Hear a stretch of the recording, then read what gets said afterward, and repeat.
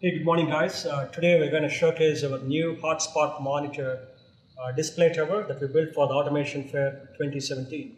So the unique features of this demo is we have the ability to show the demonstration of the device on three levels. One is from the HMI screen here, the other one is from this 40-inch monitor, and also you can show a demo from an iPad or a handheld device using a factory talk viewpoint software. So let's look at what is this construction. So this construction resembles a low voltage power distribution board. So here in the top section, you're looking at a low voltage compartment where our product focus is hotspot monitor here. And then we're showing a 7-inch HMI touch panel. And this is the heat element or the temperature simulation element where you can adjust the temperature and vary the temperature for channels 1 through 3. And here is a small graphic of a power monitor of Schweitzer SCL 735. In the bottom section here on the DIN channel is the Allen Bradley Compact Logics PLC, unmanaged switch, and also the DC power supply. So in the lower section, bottom section, is the power compartment or the busbar compartment, which gives the customers the unique feel for how this temperature sensors or the probes are directly bolted on to the bus bars itself. This is a non-conductive fiber probe, and the one end is connected and bolted on using a half-inch ring-style connector. We have a different options as for the different accessories to go for the bolt-on connections for the sensors itself. The coolest thing you want to emphasize is basically the ability of these temperature probes to go along the power compartment. As the product has been tested for 80 kilovolts, breakdown voltage, this device can go and run this temperature insulated polymer fibers along the same lines of the power compartment and busbar compartment. The bottom section here shows a quick graphic display of what the features and benefits of this device, like for better maintenance planning, remote communication, ease of installation using a half-inch bolt connector, and also reduced risk where you don't need to open the door and look at thermography inspections as you do with other cases.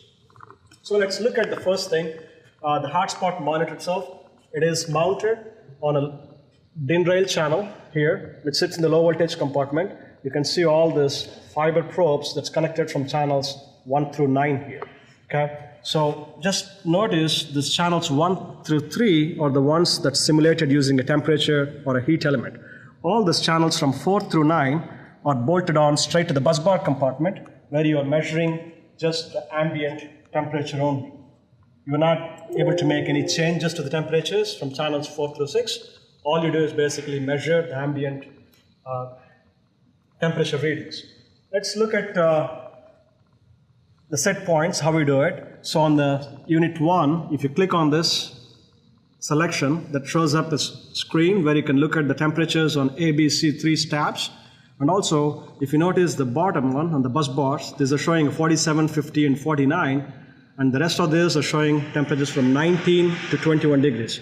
So these are showing a higher temperature because we're trying to add the temperature to the heat elements here. You can also go and look at the trending, but pressing those buttons from channels 1 through 3, we're looking at the trending. And this one, you can look at the temperature on channels 1, 2, 3, and also you can look at the warning and alarm signals. So right now it's in the alarm mode just because those are above the set points. And you can look at the trends, and when you click the current trend, this shows a unique feature where you can look at both the temperature and the current on the same screen. I mean, the point I want to emphasize is with this screen, the customers have the ability to know as the temperature rise is due to the current rise, or is the temperature rise is purely due to a hot spot or a loose connection within their power compartment. A cool feature to emphasize when you show to the customers, the device ability to bring all the information to the plant-wide SCADA system or to the touch panel where they can show everything in one screen. On this power monitor, we're showing all the voltage, current, active power, reactive power, and also the apparent power on the screens, including the power factors.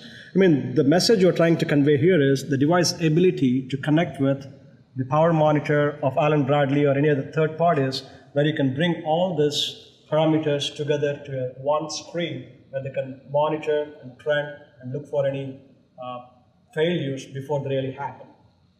Okay. Let's go and look at this screen here on the computer screen, which is using a factory talk machine edition, right? So if you can go and look at the switchgear, we have the ability to even manipulate the current ratings here. For example, here I'm showing 600 amps. I can change it to 800 amps and show the immediate current ratings go on this bar graph here, right? So also when you click on this 9S, the specific device, this shows the temperatures, as I mentioned, from 19 to 20, which is measuring the ambient temperatures from channels 4 through 9.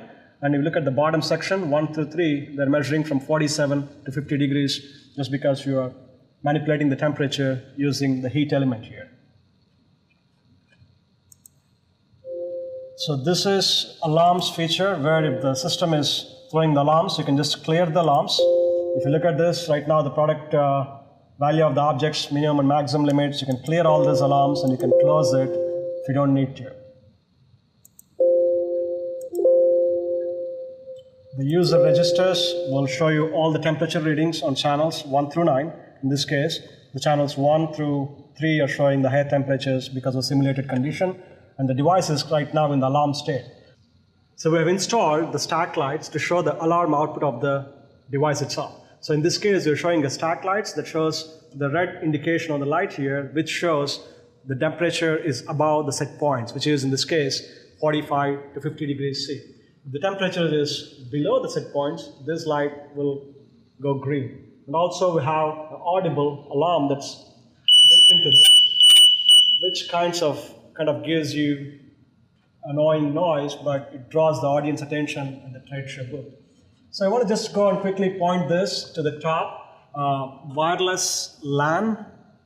So this is a device which creates a Wi-Fi access point to the hotspot monitor, with which you can go to this unique IP address that's configured for this device itself. In this case, it's 10.0.10.123, where you can mimic the entire screen of what's going on with the PLC itself onto the screen. So with this, you can basically do all the functions that I showed you before, with only exception of you can't make any changes to the device from the handheld device itself. So pretty much you can go and look at the power monitor, you can look at all the readings on the same screen as what you see on the plant-wide SCADA or the HMI screen itself, but you can't make any changes.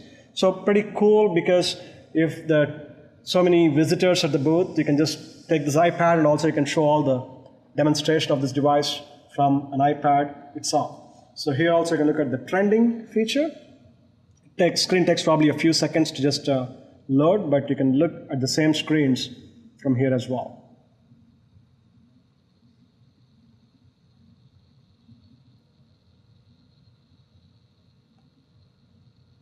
So to sum up, we're trying to show the hotspot monitor and the device ability to connect and integrate with all the high-end stuff with the PLCs and plant-wide SCADA systems, but our focus itself is the hotspot monitor itself.